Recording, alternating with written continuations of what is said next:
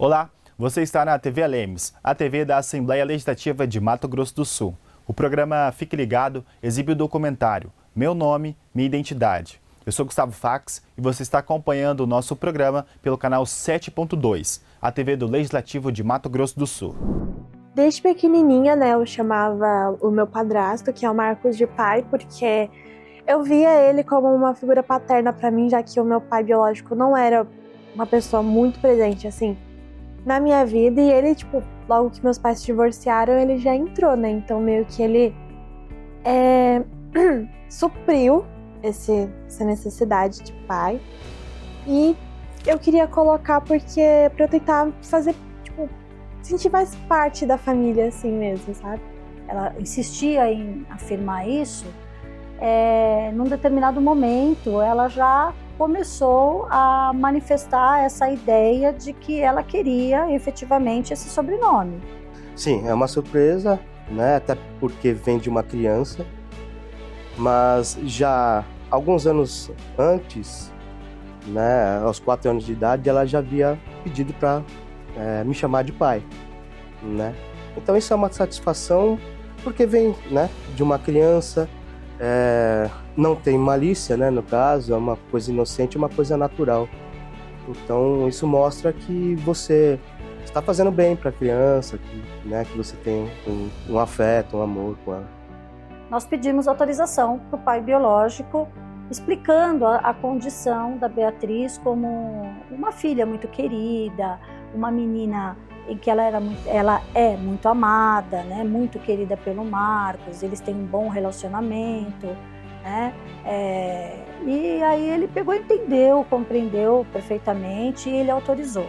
O que, de certa forma, facilitou também todo esse processo, Esse reconhecimento dele também, perceber que, afetivamente, o Marcos tinha um papel muito importante na educação, no desenvolvimento emocional dela.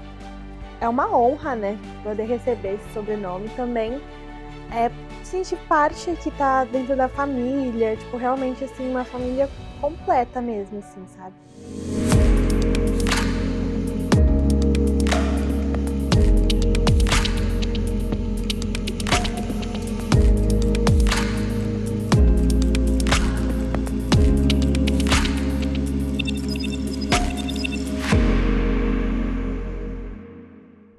Quando uma criança nasce, logo recebe um nome, uma identidade. Mas por vários motivos, quando cresce, ela pode querer trocar.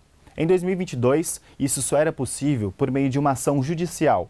Com a entrada em vigor da Lei 14.382, a burocracia diminuiu e o procedimento passou a ser feito diretamente no cartório. O número de brasileiros que buscaram cartórios para mudar o seu nome no registro civil alcançou, em 2023, a sua maior marca em 5 anos. Ao todo, 3.908 pessoas fizeram a alteração. Delas, 94% também colocaram novos nomes. Em comparação a 2018, ano em que o Supremo Tribunal Federal reconheceu que a troca pode ser feita sem a necessidade de uma autorização judicial ou de cirurgia de redesignação de sexo, houve um aumento de 246% nas demandas relacionadas à mudança de gêneros em cartórios. O documentário Meu Nome, Minha Identidade mostra a importância da escolha e a adequação do nome das pessoas e como esta lei está contribuindo ao trazer dignidade e pertencimento para aqueles que desejam realizar alterações no prenome e no sobrenome. Outras conquistas civis, como a mudança de nome e de gênero para pessoas trans e a alteração de nomes de recém-nascidos e menores de idade, também são foco do nosso programa. Até a edição da Lei 14.382 de 2022, a mudança de nome ela só podia acontecer judicialmente. E a parte tinha que provar que aquele nome trazia algum constrangimento para ela ou que ela tinha algum problema em decorrência dele. Eram processos morosos que dependiam de instrução probatória até uma decisão final do juiz. A Lei 14.382 de 2022 ela veio a simplificar e desburocratizar os atos e negócios da vida civil e possibilitou que o nome seja trocado, o nome que compõe prenome e sobrenome, O nome é o prenome e sobrenome. A 14.382, num primeiro momento, ela instituiu no Brasil os Serviços de Registros Públicos Eletrônicos, o SERP. E no bojo dela, logicamente que ela cria uma infraestrutura, uma plataforma eletrônica, especialmente registral, para que exista ou forneça ou possibilite esse avanço dos registros na seara eletrônica, mas no bojo dela, ela traz outras inovações, especificamente essa dos 55 ao 57, que trata das alterações de nomes. Tem que ter 18 anos completos, tem que comparecer pessoalmente perante o registrador. Ele vai fazer toda essa aferição da documentação para ver se não há nenhum indício de fraude e a pessoa vai ter o seu nome trocado pelo nome que quiser. É importante ressaltar que esse procedimento ele não é um segredo de justiça, ou seja, quando sair a certidão com uma troca de nome que seja por esse procedimento, vai aparecer no registro da pessoa tanto o nome antigo quanto o nome atual, para ela poder ser identificada, que até um tempo atrás ela tinha esse nome e trocou. Em casos de adição de sobrenomes da família expandida, ou seja, de padrastos, de madrastas, em casos até mesmo de adição de apelidos ou de nomes artísticos, né?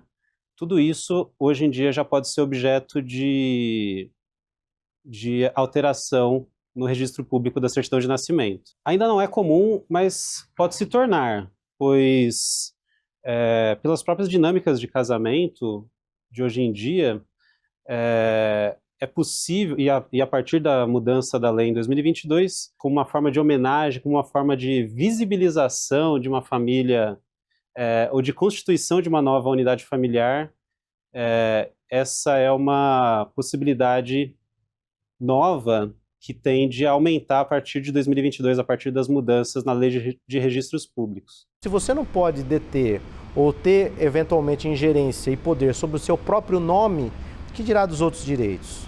Então me parece que aí foi um avanço extraordinário, que na década de 70, por exemplo, a forma de se identificar as pessoas se restringia ao nome. Nome tal, filho de, ponto. Hoje em dia não. Hoje em dia orbitam em volta do nome vários outros atributos que podem qualificar e identificar aquela pessoa. Hoje você tem nome, você tem filiação, você tem biometria, você tem CPF, você tem cadastros 1000. Então você tem várias outras possibilidades que te ajudam na identificação daquela pessoa. E se feito a partir de um processo registral com segurança, com fé pública, isso, além de conferir segurança ao sistema, traz um bem-estar para as pessoas. Para mudar o pré-nome, a pessoa precisa assinar um requerimento para o oficial de registro civil e apresentar a certidão de nascimento, isso é básico.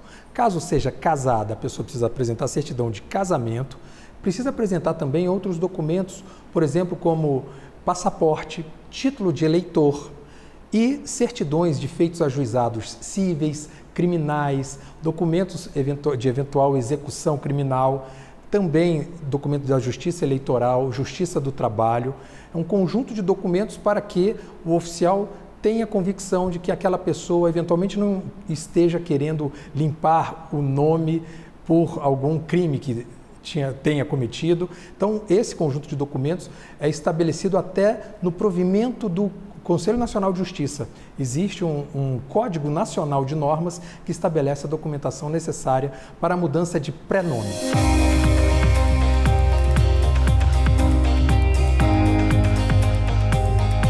O nome da pessoa ela influencia bastante a autoimagem, porque além de ser uma constituição subjetiva, né, de como que o ser humano se percebe, se identifica, tem também toda uma questão de performance social, né, da validação do outro com relação a mim. Então o nome ele carrega um sentido muito forte, tanto para si, quanto para o olhar social do outro, de como que esse outro me enxerga. Então isso traz uma implicação bem grande para o sujeito, de como que ele é visto a partir do nome. Repare que quando você tem um nome, você já carrega a sua ancestralidade. Isso tudo tem um peso de auto-identificação e uma força também para o próprio nome. E é importante que as pessoas estejam satisfeitas com o nome que carregam, né? E é uma expressão de dignidade, mas não é só importante para a pessoa, é importante para o Estado poder saber quantos filhos tem aquele núcleo familiar. Onde nascem mais as pessoas? Se eu tenho também aquela identidade das pessoas, para onde eu devo dirigir políticas públicas? É importante verificar, eventualmente, que pessoas que não tenham paternidade ou maternidade, que possam, eventualmente, ter esse direito, né? E o nome representa, então, um fundamento de pertencimento na família e na sociedade. Você imagina, você tem uma ascendência que você quer puxar ali um sobrenome de um bisavô, de um tataravô, de um avô, e você tinha que fazer isso judicial. Hoje não, você prova, você desce e você compõe novamente o nome. Uma mulher viúva em que o marido falece, você tinha que ir na justiça para tirar o nome do ex-cônjuge. Hoje você faz administrativo. Durante o casamento, tem aquela escolha no momento do casamento. Põe o meu, não, tira o seu, iguala. Aí durante o casamento, fala, por que a gente fez isso? Vamos voltar ao que a gente era. Faz também. Então hoje você tem uma flexibilidade do nome e que isso tem repercussões diretas na vida das pessoas, né?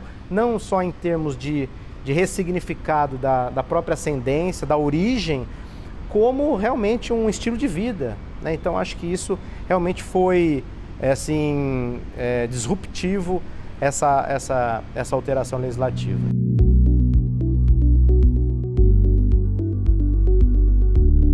Para quem é trans, tem estudos que comprovam, né, que o não uso social do nome, né, pelo qual ele se identifica, traz várias situações constrangedoras.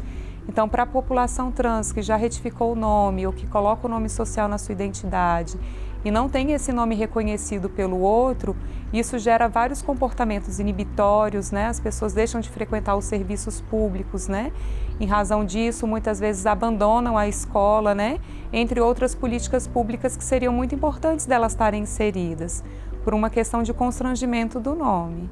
A pessoa é transgênero, né, que é um outro tipo de regulamentação, e isso fica em segredo de justiça. Quando a pessoa troca o nome ou gênero por ser transgênero, fica reservada essa informação e vai aparecer só o nome e o gênero novo que a pessoa quiser adotar. Era muito constrangedor, né, de você entrar nos espaços públicos, principalmente, de ter uma aparência muito feminina e ser chamada pelo nome masculino. Então, foi um divisor de águas muito grande, porque quando eu recebi a minha certidão de nascimento com o nome, foi uma emoção indescritível, porque assim, eu pensei comigo, eu posso ser eu nos lugares, apresentar meu documento com maior orgulho, sem ter restrição de olhares, de preconceito. A Lei 14.382 era o provimento 73 da pessoa transgênero. E ali chegou a primeira pessoa transgênero com o intuito de alterar o nome e o gênero no registro de nascimento. E aí eu lembro como se fosse hoje, que quando a pessoa chegou, eu chamei até a minha sala, no primeiro momento, até para tirá-la do ambiente comum, né, para que a gente tivesse um momento reservado, né, até por conta de todo esse histórico que sopesava ainda para essas pessoas tão discriminadas, tão maltratadas.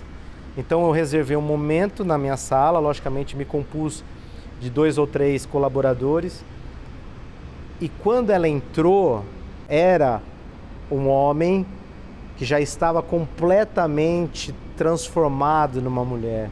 Era uma mulher ainda muito sofrida, ali com seus 45 anos, uma doméstica.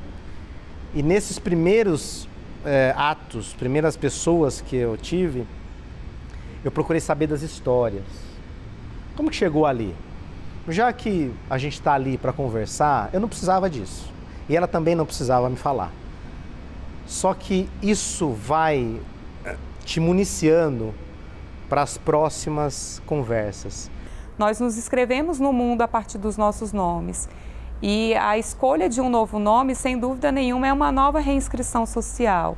Não que você vá mudar a tua identidade, que você vá mudar tudo que passou, porque nós levamos bagagens, né, do passado, nós levamos bagagens do que se passou de histórico de vida, mas é uma nova reinscrição, né, no mundo.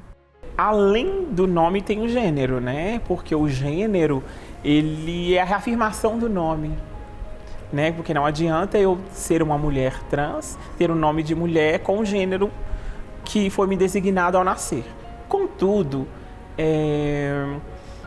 o gênero, no que tange a políticas públicas, ele é muito importante, né? Porque hoje em dia o feminicídio contra mulheres trans, a agressão contra mulheres trans também é considerada feminicídio, porque é um crime de gênero, né? Não um crime de sexo biológico. Então, fora isso, as políticas públicas, né? No caso das mulheres transexuais e travestis que têm acesso ao cadastro único, elas podem ter o cadastro único com gênero, que está na certidão de nascimento, com gênero retificado.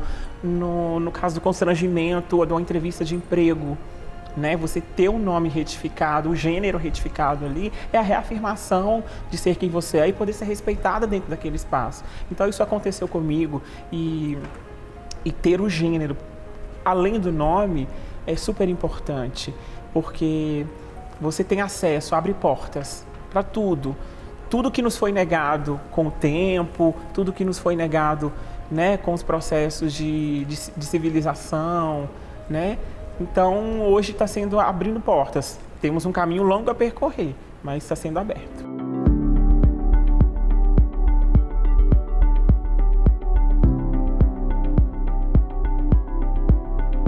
Quando você nasce, o pai e a mãe te colocam um nome, né? Geralmente um prenome e um sobrenome. Se esse prenome ele é tido como ridículo, e aí a interpretação é uma interpretação muito subjetiva do que é ridículo, mas enfim, se é tido como ridículo, é dever do oficial barrar. Falou, não, esse não. Isso não dá. Porque, na verdade, é uma escolha que você faz em nome de outro. Então, às vezes, aquilo que você acha maravilhoso vai causar sofrimento no teu filho. Isso pode acontecer, normalmente, quando um pai registra o nascimento, indicando um nome, e esse pai volta com a certidão de nascimento para casa e toma um puxão de orelha da esposa, porque ou eventualmente colocou uma sequência equivocada nos sobrenomes ou indicou um prenome que não satisfez a companheira. A gente sabe que os nomes carregam muito a questão da ancestralidade, né? Os projetos parentais, eles são constituídos desde a gestação ali da mulher, né? Quando alguém pergunta, e aí, né, qual nome vai ter seu filho, né? E aquela mulher rememora, né, pessoas do passado que foram importantes para ela, seja em termos familiares ou seja em termos sociais também. Para menores de idade, interessante dizer que geralmente será necessária a intervenção do juiz. Mas a lei de 2022, ela trouxe uma exceção, que nos primeiros 15 dias após o registro de nascimento, podem os pais chegarem ao cartório novamente dizendo, olha, houve um equívoco no prenome, no sobrenome, e pai e mãe estão em comum acordo querendo que haja aquela pequena retificação. A lei veio para falar o seguinte, olha, esse tipo de situação, esse tipo de demanda, não faz nenhum sentido, porque é um momento tão maior que é o nascimento, e vai se questionar pelo nome, de repente uma composição é bom. O primeiro nome da mãe que queria é da mãe, o segundo prenome é do pai. Então se compõe, mas eu acho que é uma retribuição do pai nesse primeiro momento, se a mãe tem um desejo de entregar como um presente para ela. Né? Se a gente pensar a criança tanto quanto indivíduo, mas quanto um ser social, que vai se inserir de uma forma muito breve em contextos escolares, né? Em contextos de saúde, essa criança ela pode sofrer bullying a depender do nome que os pais escolherem para ela. Então é muito importante, né, que as crianças não passem por essa situação, porque tem toda uma implicação civil de troca de nome depois e que acarreta na troca não só de um documento, mas de vários documentos, assim como um legado que ela leva para a vida daquele nome antigo, né, tido como um nome morto, mas que elas carregam junto com elas. A gente já recusou nomes que não faziam sentido por excesso de consoante e a pessoa não soube explicar e a gente mostrou da dificuldade que seria a identificação da criança numa lista de chamada em sala de aula ou em outros aspectos, e com uma conversa a gente conseguiu mostrar isso e os pais sensíveis adaptaram o nome. Isso é uma novidade espetacular do Registro Civil do Brasil. A ideia, quando a gente concebeu o registro civil como único, a instituição registro civil, é para todos os cartórios pudessem, de alguma forma, ser o balcão de todos.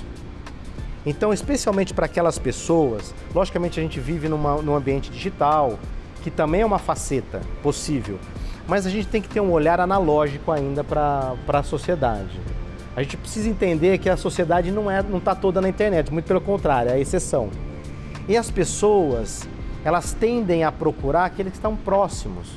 E o sistema de deslocamento do Brasil também é algo muito pulsante. Então você pode procurar a ideia que num momento muito rápido, todos os serviços, hoje grande parte já é, mas que você procure o cartório mais próximo e ali faça o seu serviço, porque eletronicamente ele se comunica com o outro cartório e existe um trâmite bilateral ali, onde existe uma primeira qualificação, envia, cumpra-se, devolve a certidão eletrônica, materializa, dá para a parte, isso de forma super transparente. Isso facilitou muito. A alteração ela pode ser solicitada administrativamente em cartório, uma única vez, pelas partes interessadas ou pelo próprio interessado em alterar o próprio prenome ou sobrenome.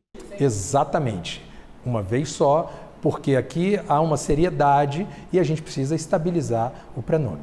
Mas, uma vez requerida esta única, uma vez esgotada essa única possibilidade de alteração administrativa, essa pessoa, se quiser alterar novamente o sobrenome, vai ter que se socorrer do judiciário, ela vai ter que ajuizar uma ação e vai depender de uma sentença judicial autorizando essa nova alteração.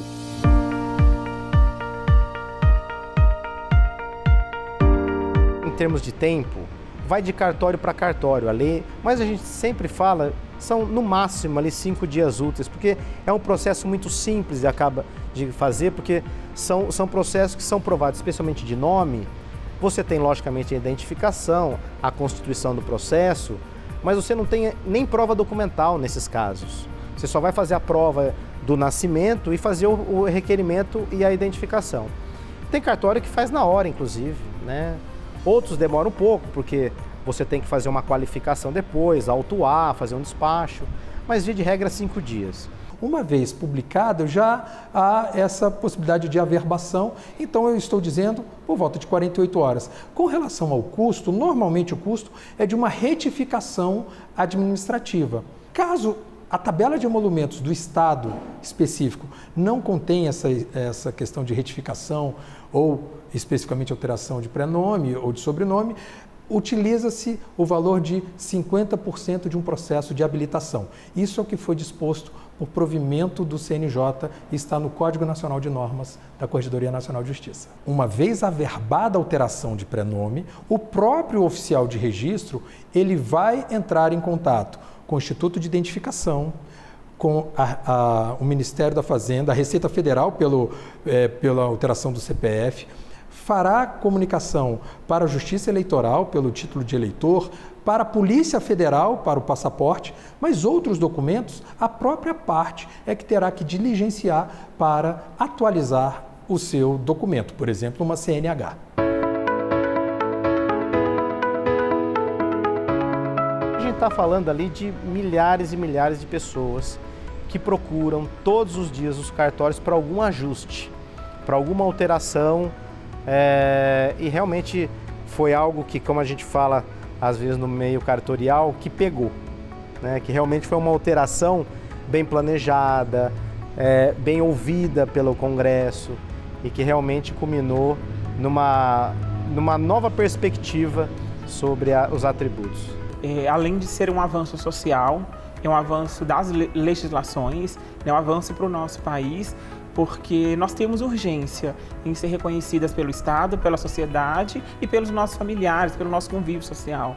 Então, 5 dias, 1 dia, quanto mais rápido for essa retificação, melhor, porque o nosso reconhecimento, o nosso corpo está aí, nós precisamos desse nome, dessa reafirmação de quem somos para ocupar os espaços que são nossos por direito.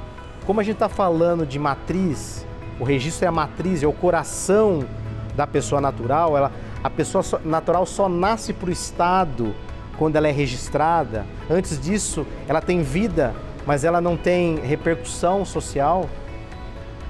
Em torno disso, a pessoa deveria, eu acho, concentrar aqui tudo que ela pode ser.